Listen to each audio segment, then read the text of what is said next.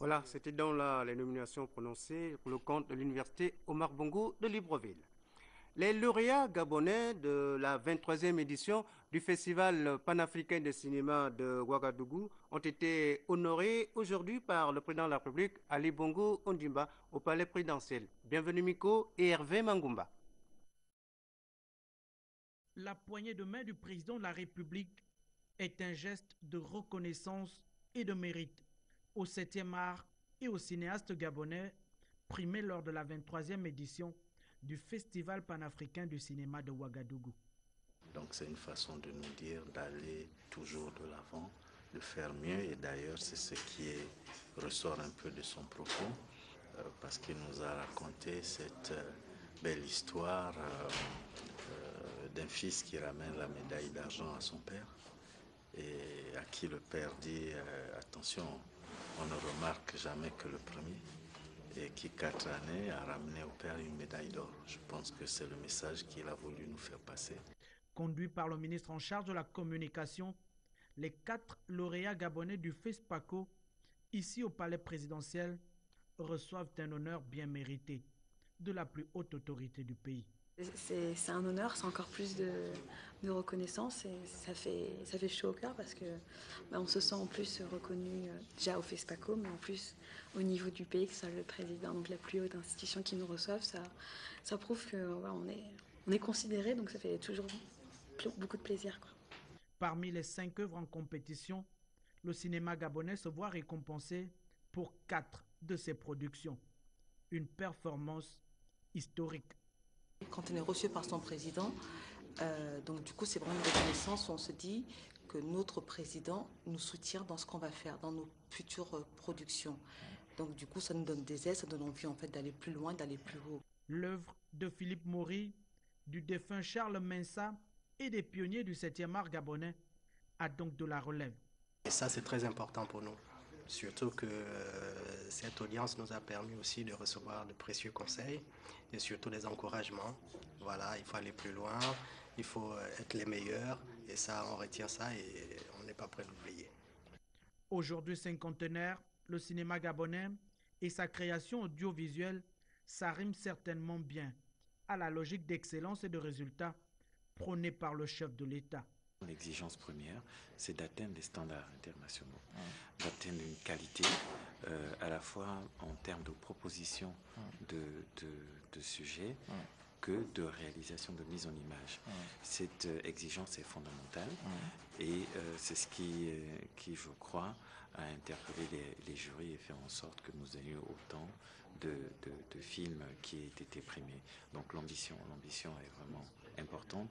Plus qu'un honneur, l'invitation du président Ali Bongo Ondimba est une marque de soutien. Et demain, certainement, un jour nouveau pour le 7e art gabonais.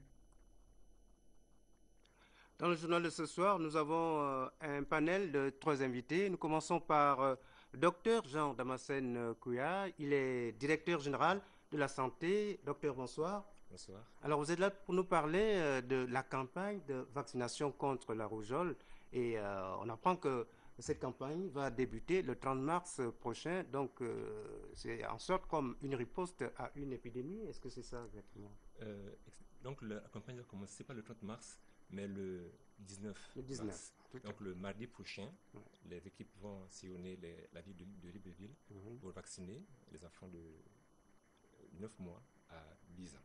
Alors, quel message précis pour effectivement ces populations qui attendent cette campagne de vaccination pour leurs enfants? Voilà, donc dans la sous-région d'Afrique centrale, plusieurs pays sont touchés par ces épidémies de rougeole. Et c'est une maladie qui est due à des virus, qui est évitable par la vaccination. Donc le gouvernement a décidé de vacciner l'ensemble du pays. On va commencer donc par Libreville et nous avons donc le message annoncé de pouvoir faire passer le message que les enfants de 9 mois à 10 ans sont invités à se faire vacciner, quel que soit le statut vaccinal et quelle que soit leur histoire de la maladie. Alors, comment ça va se passer? Est-ce que ce sera encore du porte-à-porte où les gens vont se présenter devant les centres hospitaliers? Ok, donc là, il ne s'agit pas du vaccin comme la polio, qui est un vaccin oral. C'est une vaccination injectable. Donc c'est une piqûre que les enfants vont recevoir au niveau de l'épaule. Et donc les équipes ne pourront pas passer de maison en maison.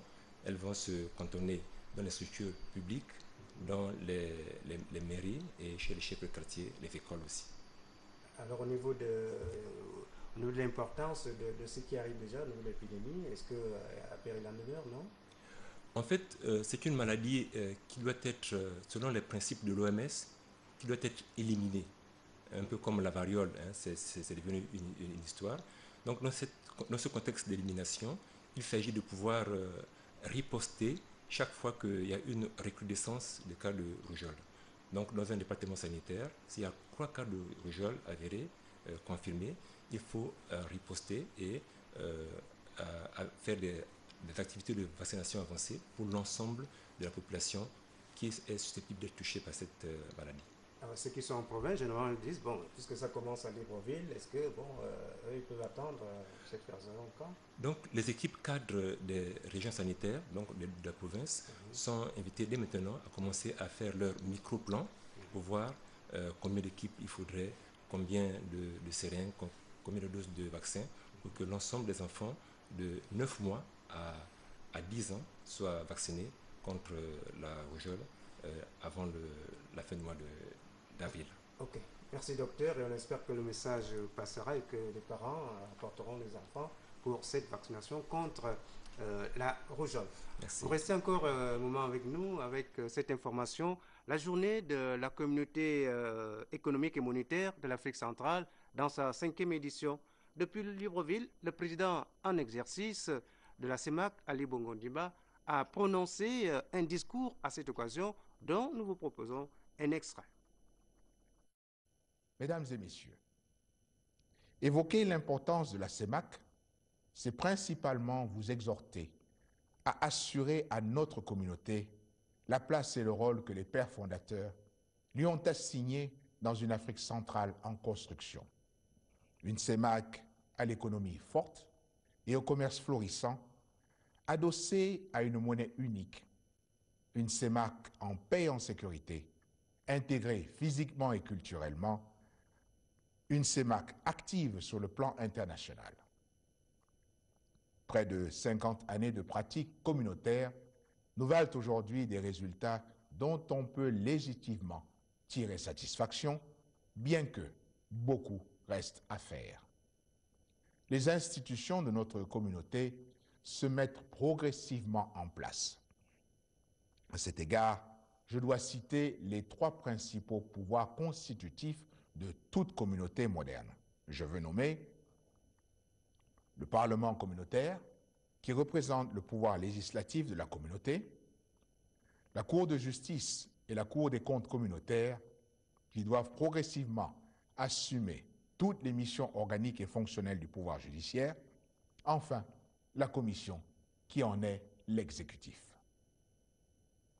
Cet attelage est enfin soutenu par de nombreuses institutions spécialisées prenant en charge des missions ou des politiques sectorielles d'une part, ou des missions d'enseignement et de formation dans les centres d'excellence d'autre part. En tout cas, après notre journal, vous suivrez l'intégralité de ce discours du président en exercice de la CEMAC. La 5e édition de la journée de la CEMAC est célébrée au moment où les parlementaires de cette sous-région terminent leurs travaux de la première session ordinaire du Parlement de la CEMAC. Le point avec Henri Nestor Njari. Débutée en début du mois de février, la première session du Parlement communautaire CEMAC s'est achevée le 5 mars dernier. Ainsi donc, les députés CEMAC, après un mois de travaux essentiellement consacrés à l'examen du programme quinquennal de la commission de la CEMAC, l'examen et l'adoption des rapports pays présentés par les délégations parlementaires et les questions au Conseil des ministres, autrement dit au président du Conseil des ministres de l'UEAC, Luc Oyoubi, et au président de la commission de la CEMAC, Pierre Moussa. Les parlementaires de la sous-région d'Afrique centrale, CEMAC, ont regagné leur pays respectif avec le sentiment du devoir accompli à la grande satisfaction du président Vincent Mavungu Bouyou. Ces différentes activités ont été menées avec tout le sérieux qu'elles méritaient. Je voudrais honorable député, chers collègues, vous en remercier et vous encourager à aller de l'avant dans l'affirmation de l'exercice du pouvoir de contrôle démocratique des institutions, organes et institutions spécialisées de la CEMAC. Le président du Parlement communautaire a émis ce vœu pour la prochaine session qui débute en octobre prochain. Monsieur le ministre d'État, Mesdames et Messieurs les députés, à la fin des travaux de notre première session, mon vœu le plus cher, c'est que nous nous attelions avec dévouement et engagement à la réalisation de la feuille de route que nous nous sommes fixée. Rappelons que la diplomatie parlementaire a occupé une place de choix lors des travaux. L'honorable Vincent Mabungu a salué l'engagement des pays de la sous-région dans la résolution de certains faits majeurs ayant marqué l'actualité. La situation politico-militaire qui a failli mettre en péril les institutions républicaines en Centrafrique et qui a été contenue grâce à la médiation rapide et à la solidarité soutenue des États membres de la CEAC appuyés par quelques pays amis. Puis le conflit en République du Mali qui a connu ces derniers jours des développements importants avec l'intervention de l'armée française. Enfin, la mise en place par le président de la conférence des chefs d'État de la CEMAC, son Excellence Ali Bongo Ondimba, d'une commission spéciale chargée du suivi des activités de la CEMAC avec la participation de toutes les forces vives des États membres de la communauté. C'est donc sur une note de satisfaction générale que les députés du Parlement de la communauté CEMAC se sont séparés. Toujours en rapport avec l'économie, Libreville abrite depuis hier la réunion du comité ad hoc des juristes de l'Association des producteurs de pétrole africain, les précisions de Jean-Augustin Zengui et de Victor Mungeni. Examiner les propositions des textes de l'Association des producteurs de pétrole africain, proposés par le secrétariat de la structure continentale, afin de les adapter aux exigences du moment et l'intérêt de cette réunion du comité ad hoc des juristes de l'APA. Notamment le statut de l'APA, le règlement intérieur de l'APA, le règlement financier et le statut du personnel. Cet ensemble de textes sont justement passés en revue au niveau du comité ad hoc juriste pour un toilettage afin de l'adapter aux nouvelles exigences. Des points de vue parfois divergents ont caractérisé les débats entre les juristes des différents pays membres de l'Association des producteurs de pétrole africains, lusophones, anglophones et francophones. Non pas qu'on a du mal à s'accorder, il s'agit des débats, c'est des juristes. Vous connaissez quelle est l'acception réelle d'un juriste. C'est des débats que nous sommes en train de mener, mais nous finissons toujours par arriver à un consensus. Il est vrai, le consensus est difficile. Nous remercions les honorables délégués des pays présents ici pour leur contribution, parce qu'il s'agit justement d'aller dans un sens constructif pour le bon fonctionnement de cette organisation. Le texte final sera présenté à la réunion du comité des experts de l'association dès lundi prochain. Le ministère gabonais de l'Industrie organise le mois prochain à Libreville un forum national consacré à l'industrie pour sensibiliser les opérateurs de ce secteur sur l'importance de cette rencontre. Le secrétaire général de ce département ministériel a animé une conférence de presse en présence de Pélagie Mbui et de Richard Moubiwa.